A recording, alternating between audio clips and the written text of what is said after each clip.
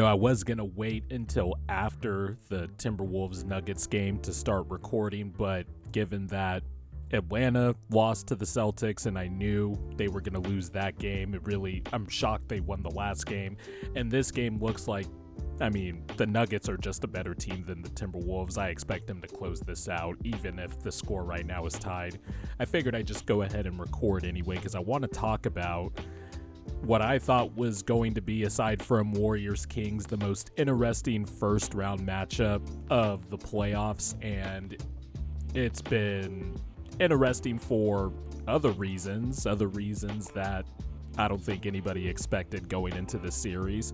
But the Cavs-Knicks series has been surprising for a few reasons, and I want to talk about it from more so the Cavs side while also giving the Knicks credit, because the Knicks have just flat out looked better. They've looked bigger. They've looked more physical. And I cannot believe, and we could just get into the first point right away, but what was supposed to be the strength that the Cavs could say they had an advantage over the Knicks, which was the backcourt of Darius Garland and Donovan Mitchell and the front court of Evan Mobley and Jarrett Allen. What was supposed to be an advantage has not been an advantage for the Cavs. The Knicks backcourt, whether it be Jalen Brunson and Josh Hart today in Game 4, or Jalen Brunson and RJ Barrett in Game 3, and then Jalen Brunson, even though he had foul trouble in the first game, he had 21 points, I believe it was, in the second half of that game. The Cavs obviously took care of business in Game 2. The Knicks have just flat out been better than the Cavs across the board, and that includes, the Knicks outplaying the Cavaliers' star players. And, of course, we could just go right to that point right there. Donovan Mitchell today, especially, my God, some of the turnovers he had in Game 4 today were just mind-numbing. And, yes, some of it was good Knicks defense. Actually, the Knicks have just been physical.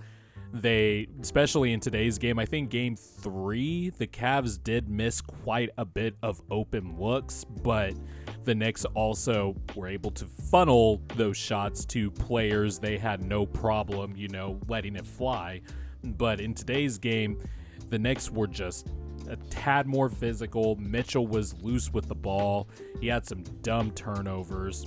Aside from Game 2, Darius Garland really hasn't played well until the third quarter of today's game. Jalen Brunson has just flat out outplayed Darius Garland. These last two games specifically, Donovan Mitchell has thrown up stinkers in the Garden. He was great Game 1. Game 2, he was more of a facilitator and it was more of a team win. But these two games at Madison Square Garden, Donovan Mitchell, for as much as I had consternation of leaving him off of my MVP list at the end of this season, he has just stunk it up. He stunk up the place, and that's just not a good place to be when the Knicks have more depth. And not only do they have more depth, they have more players that are actually playable in a playoff series. And that is the other thing I want to get into. But first, let's talk about the front court, because Mitchell Robinson and Isaiah Hartenstein, even Obi Toppin, in the minutes that he's been getting this series, has played really well. The Knicks front court as a collective has just outplayed Jarrett Allen, who looks lost offensively so far in this series, aside from, a few fourth quarter baskets in today's game, but he has been invisible. The defense has not been as airtight.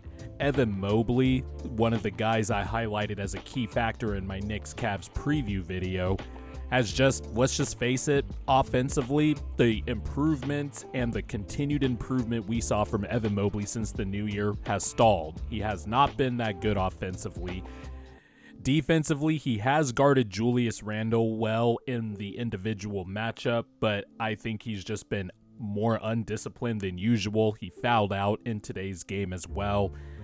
And they are just letting Mitchell Robinson and Isaiah Hartenstein just kill the Cavs on the offensive glass. And we knew that that was going to be an advantage the Knicks could use to potentially exploit to pull out a series win against the Cavs heading into this series.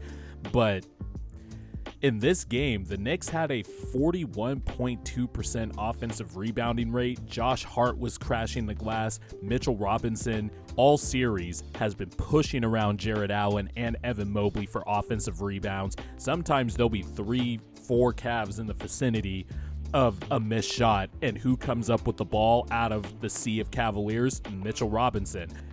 Isaiah Hartenstein has been playing well, and by the way, the Knicks front court collectively has flat out outplayed the Cavs front court, with Julius Randle shooting like absolute shit from the field, terrible shot selection, not wanting to make things easy for himself, like get to the line like he has been known to do this year, like the Knicks as a team have been known to do this year. And the Knicks front court is still outplaying the Cavs front court, which was supposed to be an advantage for the Cavs.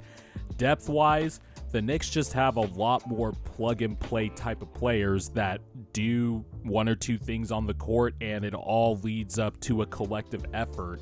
Like Quentin Grimes, for example, didn't play in Game 4, has been the Knicks starting two guard. He goes down, Josh Hart steps in, and like he has been playing since the trade, played spectacularly.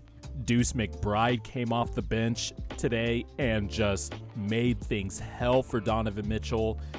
Isaiah Hartenstein, as I mentioned, comes in, makes an impact. Emmanuel Quickley hasn't even shot the ball well in this series, but once again, just excellent defensively.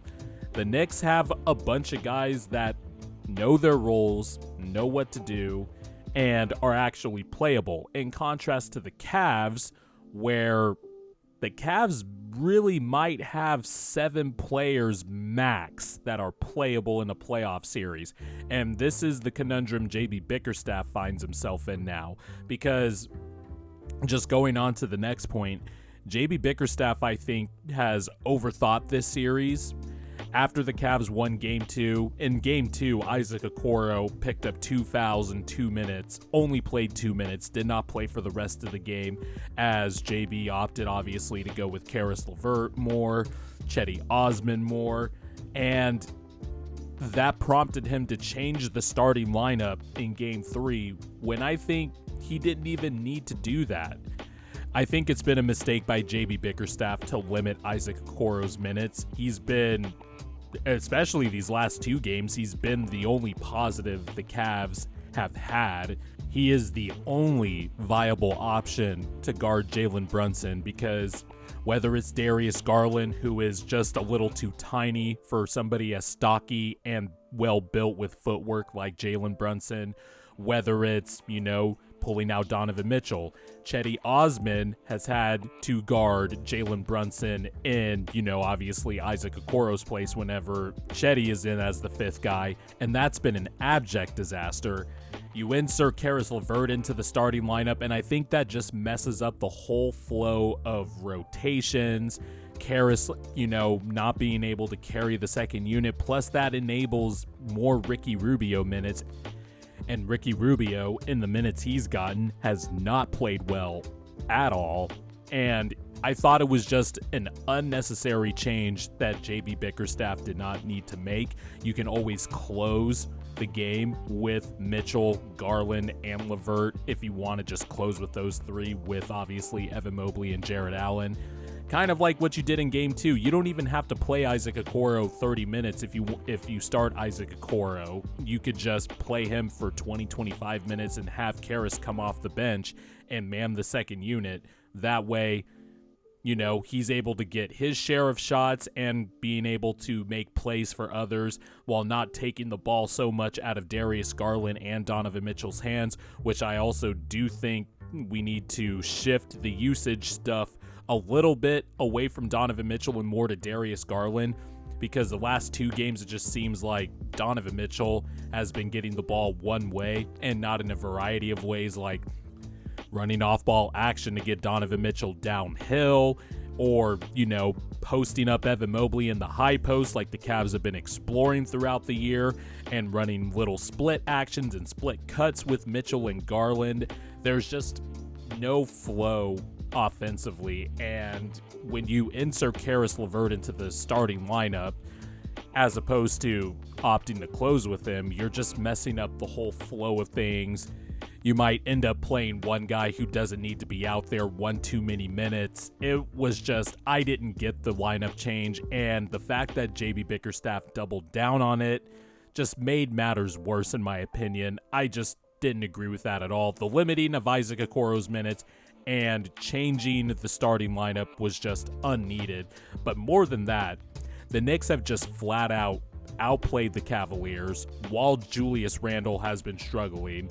The Cavs' depth pales in comparison to the Knicks, and not only that, the Cavs' strongest advantages have been nullified and have actually been significantly worse than the Knicks' counterparts. And with the way it's looking right now, even if the Cavs win Game 5, the Knicks have just been the better team across the board, and I don't see how the Cavs can pull off this particular 3-1 series deficit.